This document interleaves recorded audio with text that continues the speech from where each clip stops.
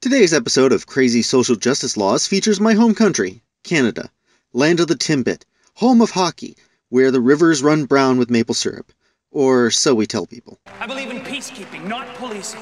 Diversity, not assimilation. And that the beaver is a truly proud and noble animal. A toque is a hat. A Chesterfield is a coach. And it is pronounced Zed, not Z-Z. Canada is the second largest landmass, the first nation of hockey, and the best part of North America. My name is Joe, and I am Canadian. Canada's passed a bunch of wacky social justice-based legislation lately, and it's my pleasure to share it with the world. First up, Bill C-51. Most people, when they hear about this bill, if they remember it at all, think of the anti-terrorism bill passed in 2015. However, this Bill C-51, passed in the House in December of 2017 and sent to the Senate, is an act that is meant to fix some of the issues in the criminal code, while also making one rather, horrible change to the sexual assault law. Diana Davison, one of the major players in the Lighthouse Project, has done several videos on Bill C-51 trying to draw attention to it.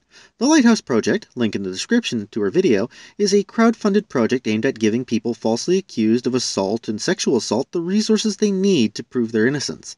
Diana has been trying to spread the word of how dangerous this bill is. Why is it dangerous? Well, not all of it is.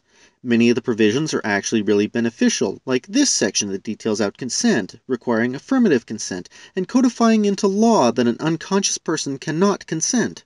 The real issue is this specific amendment here, Section 276, subsection 2. This all seems very dry, but this section has to do with what the Canadian legal system refers to as rape shield. Rape shield is intended to make sure the victim isn't re-victimized in the courtroom any more than they already are by having to relive the events in court. The amendment makes it such that if one is taken to court for sexual assault, it might make it illegal to bring forth evidence against their accuser that is not directly related to the sexual act in question. While this sounds like a decent change at first, this rewording of rape shield might make it illegal, for example, to submit things like text messages like the ones that have recently exonerated Liam Allan. Liam Allan was accused of 6 counts of rape and 6 counts of sexual assault and spent 2 years out on bail awaiting his day in court, facing a lengthy prison term if unable to prove his innocence. Police had taken a download of his accuser's phone and did not disclose the evidence within to the court, claiming it was girly chat.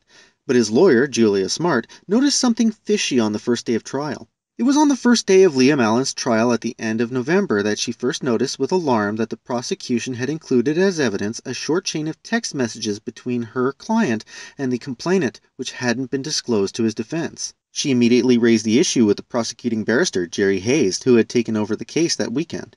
He was unaware of any police download from the complainant's mobile phone and questioned the investigating officer, DC Mark Azaria, who was in court.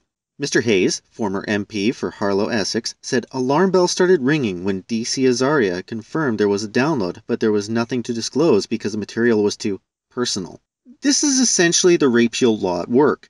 The idea is that her phone's contents would be too embarrassing to the victim to submit if they weren't essential to the case. But sadly, the police had missed evidence that showed the victim not only stated to others she consented to sex with Liam, but that she had fantasies about violent sex, such as choking. This was the smoking gun that led to him being acquitted of all charges.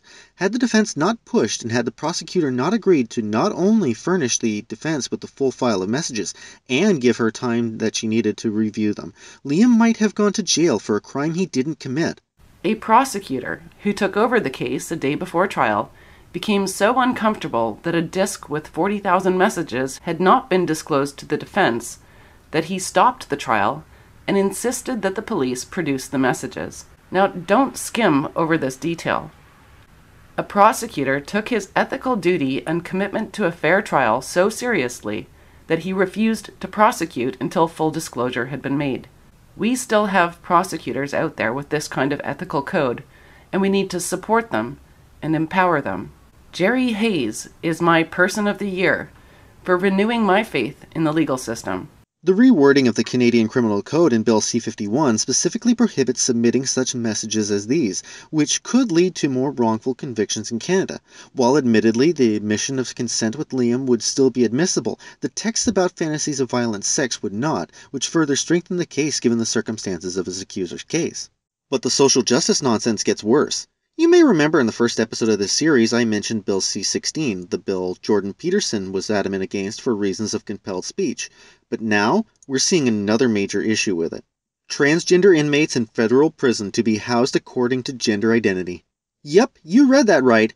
And it's not even specific to just transsexual individuals who are undertaking sexual reassignment surgery. The federal prison system is changing the way it treats transgender inmates who will now be placed in a men's or women's facility based on how they self-identify. Correctional staff must also address transgender inmates by their preferred name and pronoun, and offenders will be allowed to shop for both men's and women's items from the Correctional Services approved catalog, regardless of their anatomy or the gender on their identification documents. These changes come after the federal government added gender identity and expression to the list of prohibited grounds for discrimination in the Canadian Human Rights Act last June. So it doesn't matter what anatomy they have, what's on their government ID, nothing. All that matters is what they tell you their gender identity is. So a convicted rapist can go, well, I identify as female, and can be put in a female facility. For 5 counts of aggravated sexual assault, I sentence you to 15 years in prison. I identify as a non-binary trans woman and wish to be housed in a women's facility. You didn't identify as female at the start of these proceedings, sir. How dare you judge me by my gender identity? And yeah, it just gets worse from there. Jeremy Dias of the Canadian Centre for Gender and Sexual Diversity applauded the government for following through on its earlier commitments, but he said he too would like to see more done to keep transgender prisoners safe. This is only halfway there, he said. In 2018, we have to start thinking of trans and non-binary specific correctional facilities. Yup, these morons want facilities specifically to house trans and non-binary inmates. On one hand, I sort of applaud this to fix the issue of people just picking whatever facility they like and abusing the system like I outlined. On the other, I find it fairly reprehensible to make the taxpayer fund special facilities all over the country for the special little snowflakes out there. But the craziness doesn't end there. Oh no, Canada's government has gone full-on SJW in recent months, including a Senate proposal that would force companies to set diversity targets for boards of directors. You see, under Bill C-25, companies in Canada were requested but not forced to set diversity quotas, but Senator Ratna Amidvar doesn't think this goes far enough. Independent Ontario Senator Ratna Amidvar, one of 6 members of the Red Chamber backing the amendment, said the Liberal government's current approach in Bill C-25, which would simply encourage companies to boost gender diversity without applying any sort of target, is too timid. The amendment would compel all publicly traded Canadian companies, roughly 600 on the Toronto Stock Exchange, to set targets for increasing underrepresented groups, but would leave it up to each company to decide on what the target should be. Under the government's bill, a diversity policy is not mandatory. If a company does not develop one, they would simply have to tell their shareholders why, the so-called comply or explain approach adopted by other regulators in Canada. For us, that's too soft a nudge, Amidvar said. What we may well get as a result of this bill is corporations developing diversity policies and putting them on the shelf and no action. How's this for a good reason? People shouldn't be judged for inclusion on boards based on the color of their skin, the land of their birth, their sexual orientation, their gender, or any other quality besides their fitness for the job. The best person for the job should get it. It's that simple. If you base appointment on a board based on one's merits and nothing else, you are exercising equality of opportunity. When you try to force diversity quotas, you're taking away freedom of choice and forcing boards to take on people with worse qualifications purely because they need a token member of a minority. Worse, the proposed amendment doesn't look at anything but whether you're part of a diverse group, as stated here. If passed, the amendment bill would compel companies to replicate definitions used by the federal government, namely that diverse candidates would include women, visible minorities, Indigenous people, and those with disabilities. Notably, LGBTQ people would be excluded under such a definition. This means each corporation must set a target of how many of these groups would have to serve on a given board, and the criteria is basically anyone who isn't white, male, or able-bodied. It's discrimination, plain and simple. If you want to see more women and more visible minorities on boards, you need more people of these groups to step up. Show the required merit. Because in all honesty, unless you assume some nefariousness on the part of Canadian corporations, there is no diversity problem. Corporations will promote the people who make them the most money. They aren't going to shoot themselves in the foot just to be racist or sexist.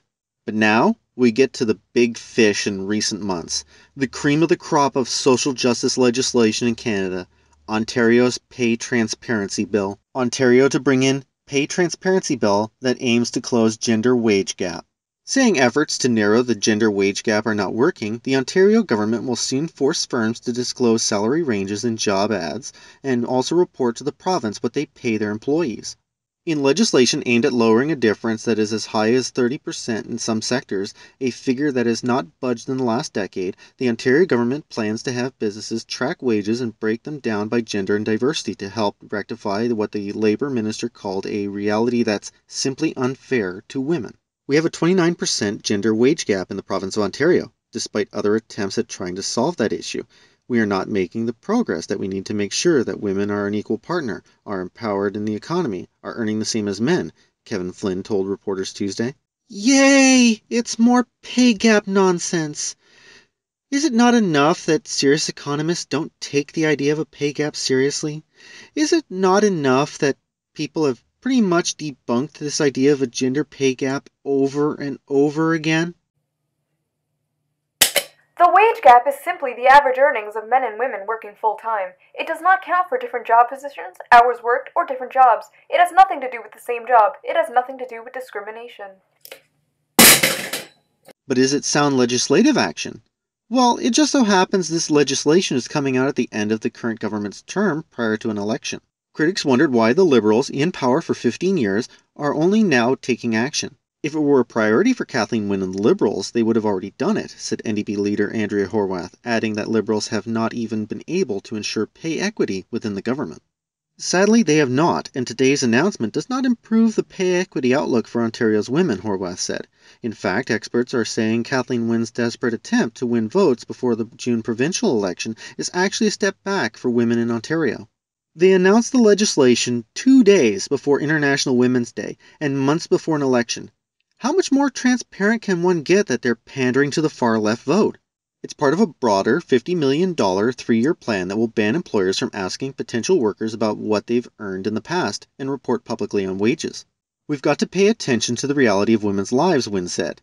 They still are not paid the same as men are paid. They still, at a very young age, have their horizons limited. We have got to stop doing that to them.